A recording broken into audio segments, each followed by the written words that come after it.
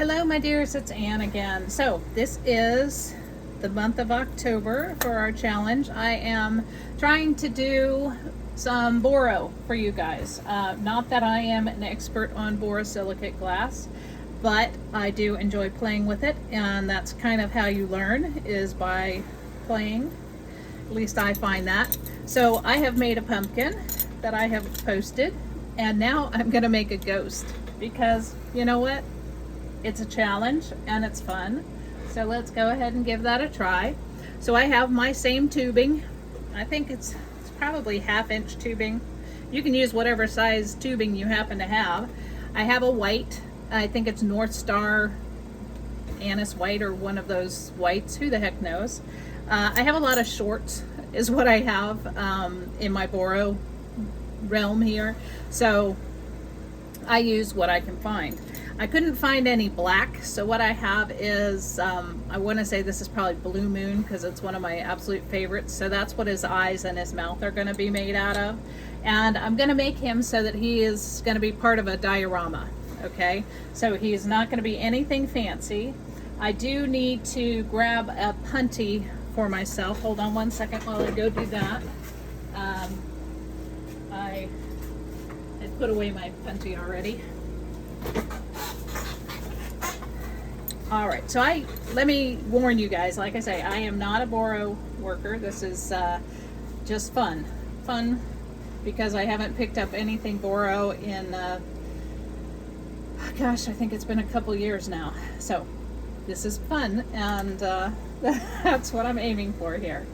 So when you're using Boro and tubing, you need to make sure that unless you have a hose attachment, that your end of your pipe here is going to be smooth. So I went ahead and smoothed it out with some heat, and now I'm going to work on this part. I've made it into a test tube kind of look, is what it looks like to me, by using my scissors, but you can also do it by just using a pair of tweezers and pulling out that end. These are diamond shears is what they're called, and they helped to turn that into a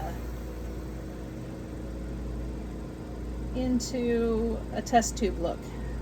So I'm swiping on color. It's white onto my tubing, and I'm going to swipe that white on all the way around. So I'm going to heat up where I want it to go, and I'm heating up both that tubing and that white as I go down.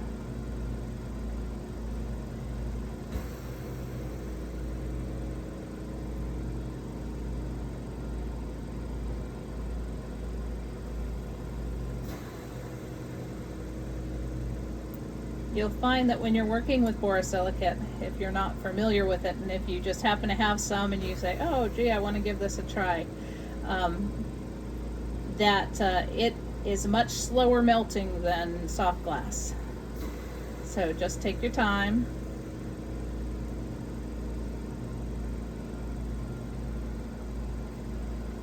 Boro will not be rushed.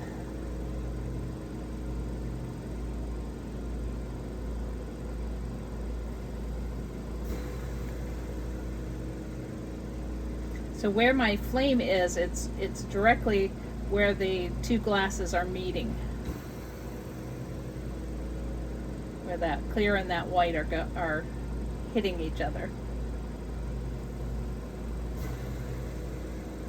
Trying for it to be more on that white than on the clear, but it is touching both, so that that clear is hot enough it'll accept that white on top. All right, and for me, with my like I say, with my Boro knowledge, which is minimal at best, I can't seem to get the color much more than that length. Just because I start getting, I don't know, antsy or whatever it is. If if I try and pull it down much further than that. And for what I'm making, I'm just making desk decorations, so I don't need a huge, I'm not trying to pretend like I'm working in a hot shop making a big ghost.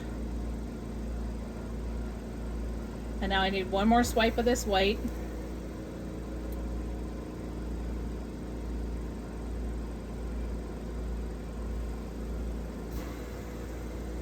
Alrighty. Now I want to make sure that I have white on the top here, and for the most part it's all the way up, but there are a couple little spots that I want to fill in with white. So I'm getting that white nice and hot and just kind of shoving it down into those little holes. Okay, there's my tubing. It's covered in white. I need to put this white aside because I did not do what you're supposed to do, which is if you're going to change glass COEs, you need to clean off your station. But I did not do that, so I just need to make sure that I keep everything very well separated. Borosilicate and soft glass do not mix. If you've never heard that before, it is true. They have totally different COEs.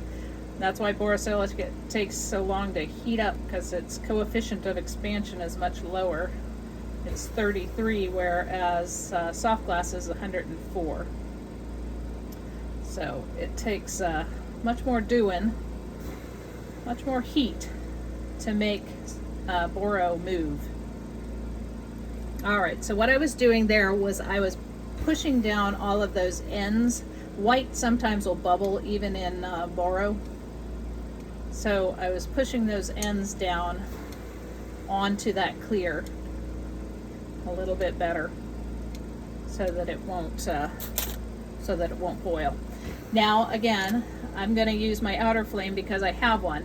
You don't need an outer flame even with Boro. You can do it on a inner flame, but you just have to work small. So what I'm doing is I'm heating up, I'm working on one portion of it at a time, and that is the key with Boro. It's not, you can't expect it to just heat up as quickly as soft glass does. So I'm working on this tip here, and I'm actually spinning it around. A lot of times with Boro, you're just going to work on one section, and this is the one section I'm working on. Okay, it's just this top, and I'm just trying to even it out a little bit. You can see I got most of those ridges gone. Now I'm going to go along the side here, and I'm going to focus on just one section to get it all even, and heat up that one section really, really well until it's ripping hot, and then roll it to even it out.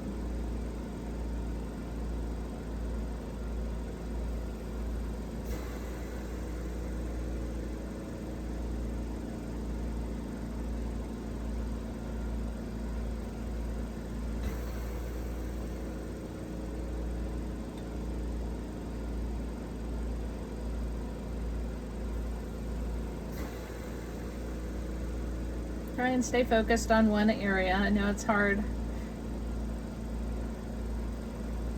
I find it difficult.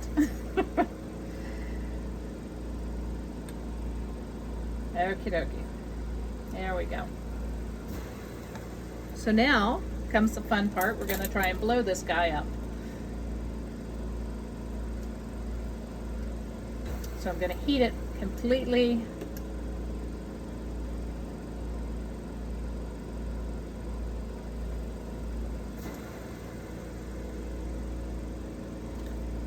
So that it's all one temperature, because it's just like with soft glass. When you're trying to blow a hollow in soft glass, if one spot of it is super hot and the other spots are cold, that one super hot spot is going to blow out and the rest is not. So you just take your time, heat the whole thing. And just like with soft glass, borosilicate is different. Glass has different tension in it. like, so it's a little bit harder to blow out some than others. Some colors take a little bit more air than other colors, as it were. All right, so I've got this guy pretty evenly heated. We're going to give him his first blow.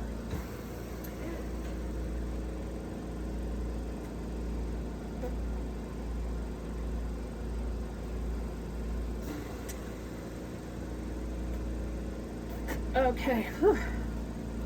So obviously the tip was not as well heated as I thought, so it did not blow out as evenly, but that's okay. I'm gonna kind of I'm gonna add some more heat into it, and that's gonna make that bubble go down a little bit, but not a whole lot. I'm not trying to get it to go all the way back down to its original size. I want to keep adding to this size that I have.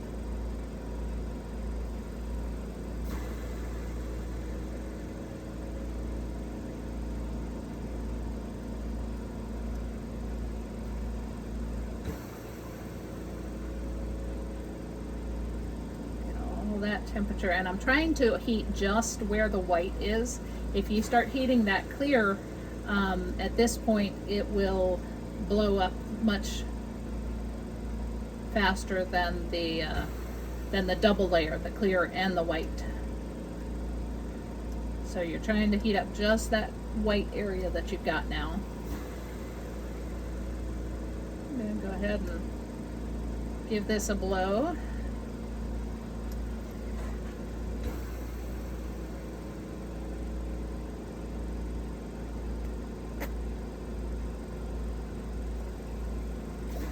Perfect. Okay, look at that. Look at that. That looks beautiful.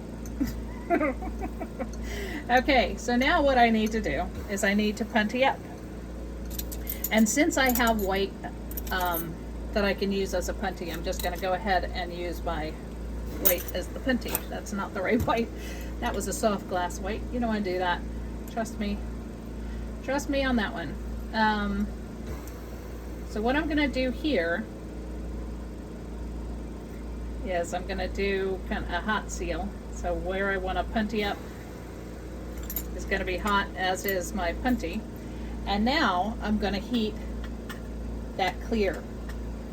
Because what I'm going to do is I'm going to blow that clear and hopefully get it to pop a hole so that I can either cut or pull off.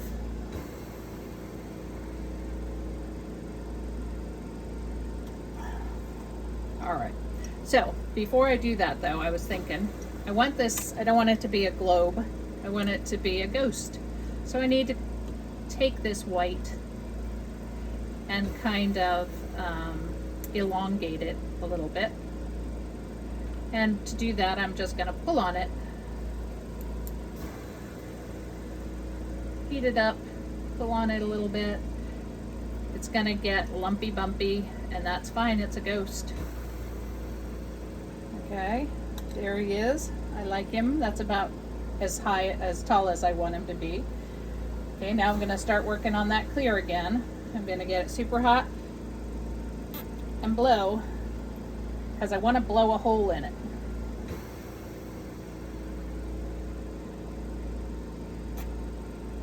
You can see how I'm blowing. I want to blow that hole.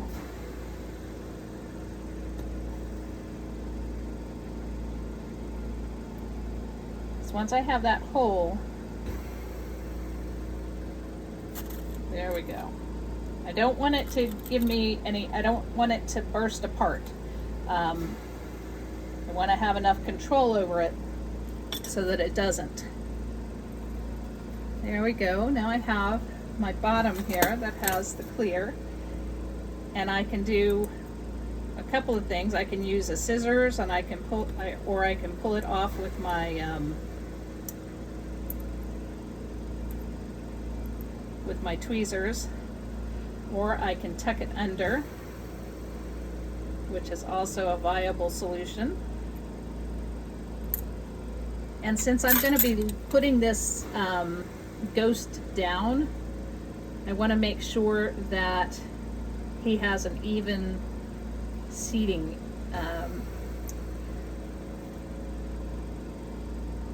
Okay, and he doesn't. He's kind of off kilter. He's going to fall over if I put him down on my desk.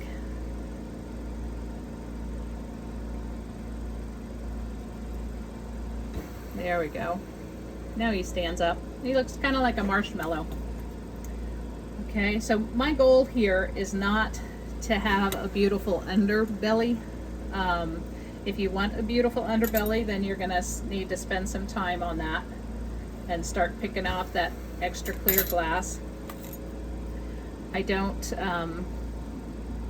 I want him to be kind of weighted so that he'll stay standing up and he won't get knocked over as easily.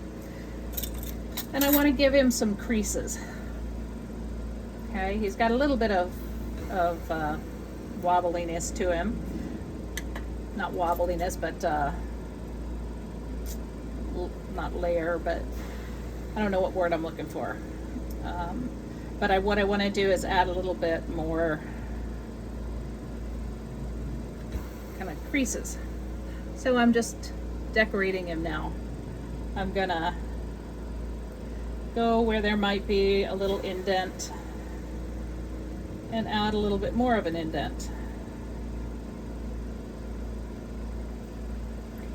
And I'm just running that flame up and down so that I can get some heat in there.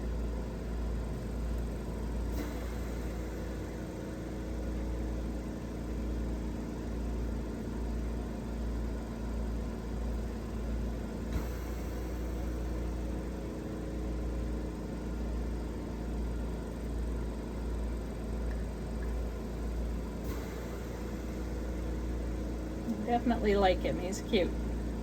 Now we need to worry about putting a face on him.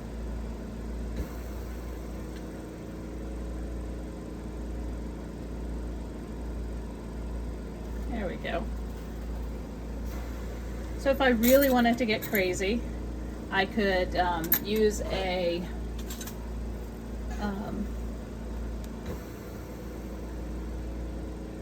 guy here, heat up the area that I want to pull out and use this to kind of pull out some of the bottom. To my ghost, he was looking a little bit cylindrical even with those dents I put in him. So I want to pull out his skirt a little bit, as it were.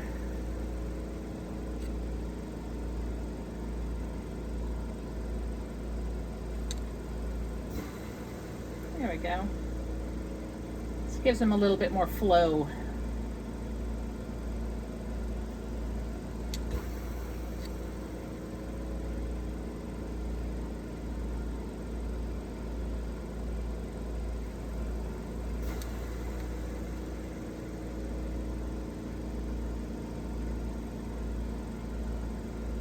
It'll also give him a more, a better base.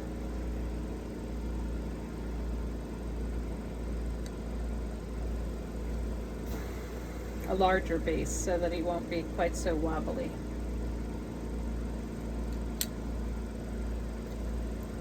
See, Boro is fun to play with. I suggest every soft glass artist should play with it. If you were doing this in soft glass, which I'll show you as well, it's going to be a solid mass. It's not going to be hollow, so it's going to be heavier.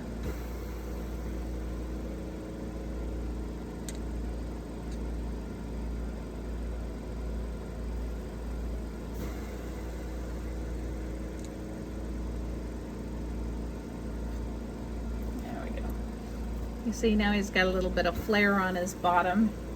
You can work on that flare as much or as little as you want. And every ghost that you would make would be totally different.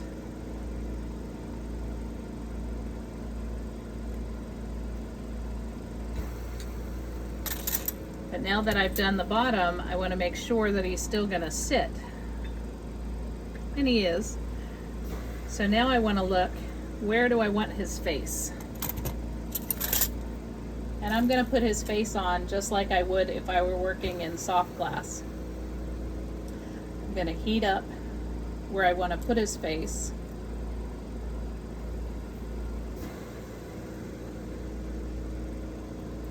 More so the rod that I'm using to put it on, but also that under, because otherwise it won't stick. I've got 2 eyes, and then I've got to put on his mouth.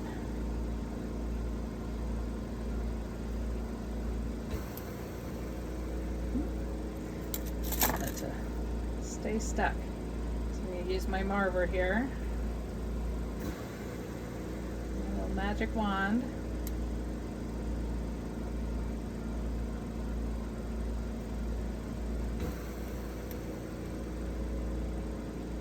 and heat up those eyeballs.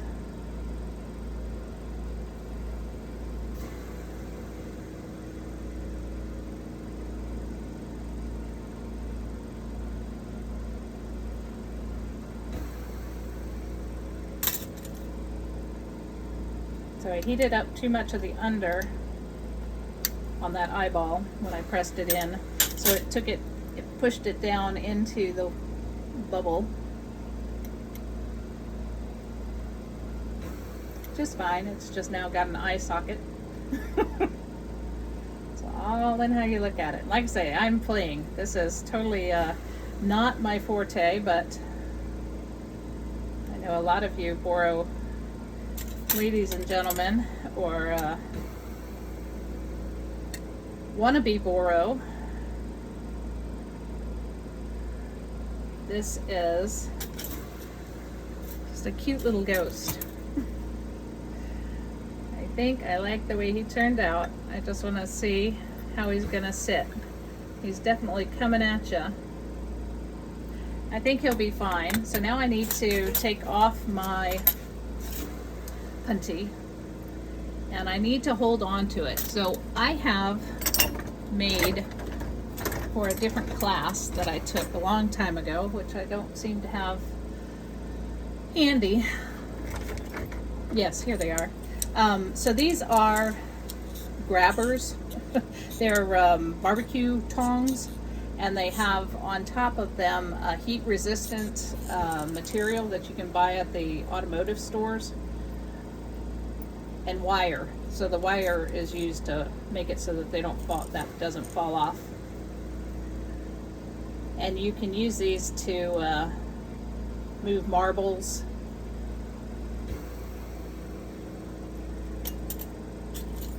or whatever other hot glass you happen to have that you want to move into your kiln or wherever.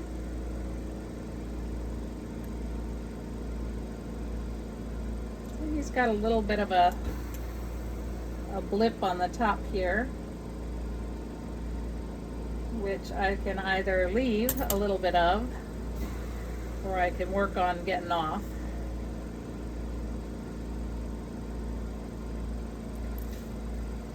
I think I'm going to leave him with a little alfalfa sprout, and I'm going to go put him in the kiln now.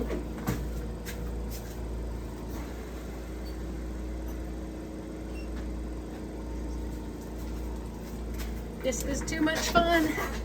Okay guys, that's it for the ghost in borosilicate.